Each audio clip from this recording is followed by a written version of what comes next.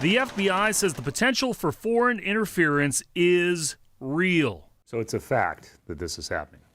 This is happening in the United States, yes. It's FBI Supervisory Special Agent Joe Panzetti. He may be based in Seattle, but is focused on what is happening overseas. Not just on the Russian side, but on the Chinese side, with their growing economic power to actually use that to push corporations in particular directions to further their influence efforts and gain more economic control on the world stage as well.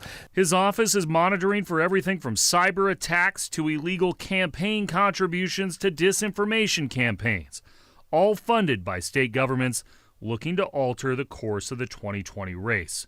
Panzetti says it's coming through attempts to hack browsers or cloud-based services, a fact which Washington Secretary of State Kim Wyman has said in interviews caused her office to take steps to protect the vote.